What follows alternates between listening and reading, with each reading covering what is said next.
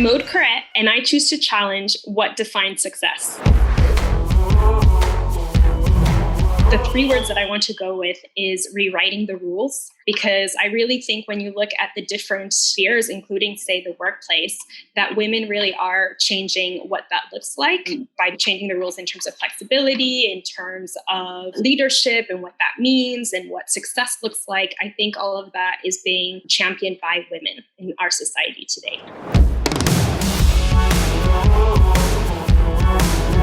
So I'm helping the recruitment team to grow the research team. And honestly, so this is for roles that require experience and hard and soft skills.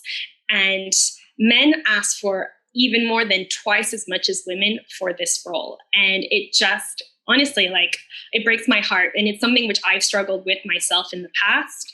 And which I know is not easy, but that's definitely some place where you can see that actively. It's disheartening that we are our own barrier in that space of not trusting our capabilities within this space. So to be honest, we're still not at that point in the journey, but definitely, obviously, we get lots of candidates, and part of it, for me, I look much more at what you write in your cover letter. You know, what is it about research that you love? What is it about people? Why do you want to be a researcher researching women wearing shapewear?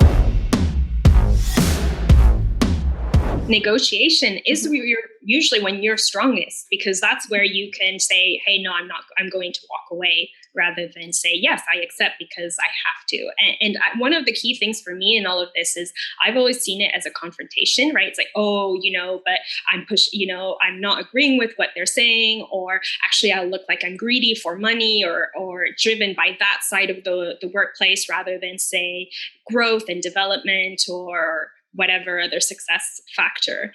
And now I'm looking at through lens of more of a conversation, rather than necessarily it being, say, a confrontation over pay. And that has helped a lot for me personally to see that. But it's definitely something which I think is still very much present.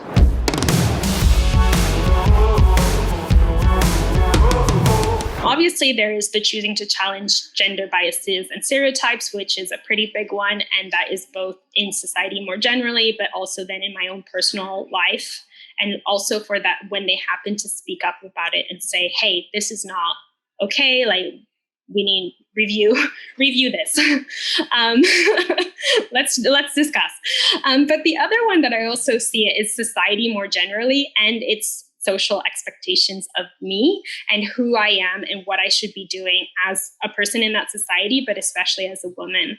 So where I should be, what I should be doing, what is success within this space, what's a milestone. And I think we end up feeling so much pressure, or not necessarily happy, just because we're doing what society expects us to be doing, rather than necessarily what we want as a human being. And it's okay to say, actually, this isn't for me, or actually, I don't want that, or you know what, this feels better for me. And I feel like not enough of us do that on the whole, because we just get swept away in social expectations. And the last one is to challenge myself. I mean, I love to self-grow. So it's really important to me. And obviously your comfort zone, I think, is something which shouldn't be underestimated. And it's really important to be comfortable in your own space, and to have days or weeks or months when you're like, you know what, I'm going to chill in my comfort zone. Like, this is a good space for me. But I also think it's important to keep on pushing the goalpost a little bit further, to see what happens to you, how will you grow, what new door will be open to you. And it doesn't mean about success or anything like that, but just as a human being and living life. I think that's really important to choose to challenge yourself personally as well.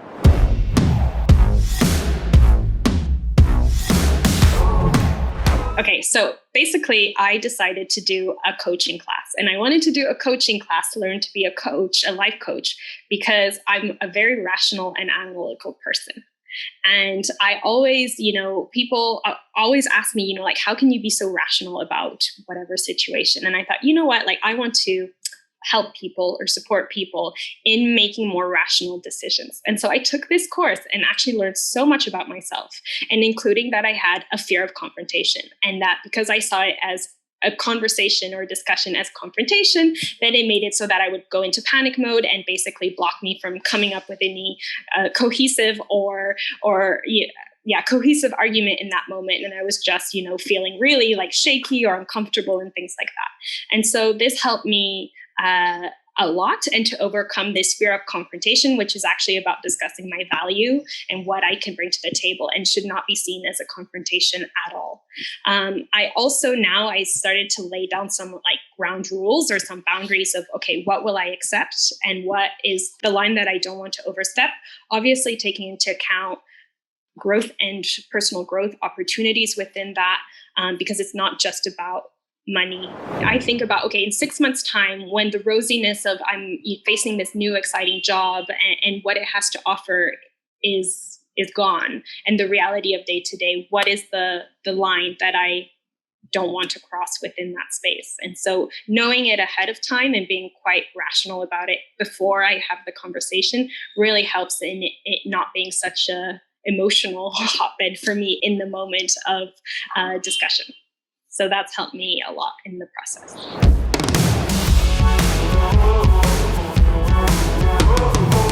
The first one is to be a problem solver.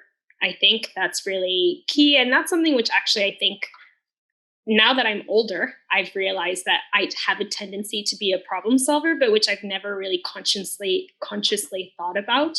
But where big or small, if someone comes to you with a request or you think, oh, that won't be possible, like try to find a solution to whatever is at hand, but also then thinking more broadly, or bigger projects or bigger plans or bigger tasks, to also always, there's so much shit out there there's just so many useless things, that be a problem solver and create something useful, do something useful. And it's really important for it to also be passionate about it. Otherwise, it probably won't be that useful. So I think those two are really important. I also think that find a mentor and be a mentor as much as possible. I think that's one of the things I'm really excited about where our society is going towards in terms of mentorship. I think that people are finding mentors, and especially women, in many different walks of life, whether it's professional or personal, and through apps or through different networks. And I think it's really amazing what you can learn from that. And so it's important to find your one, but also be one for other people, and let other women know that you can show them the rules or explain to them different things which you've had experience with, so that, as you were saying, it's a slow process, but the more we support each other, the faster we can make that change move in a positive direction.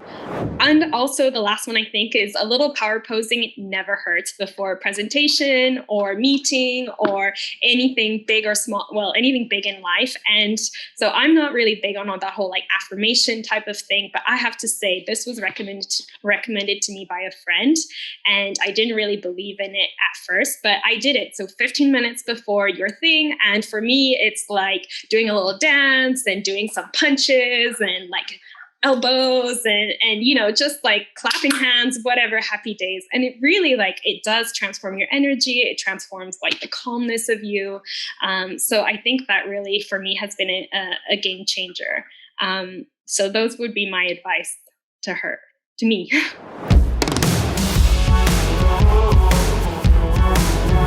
I think strong, proud, and happy are more or less sum it up.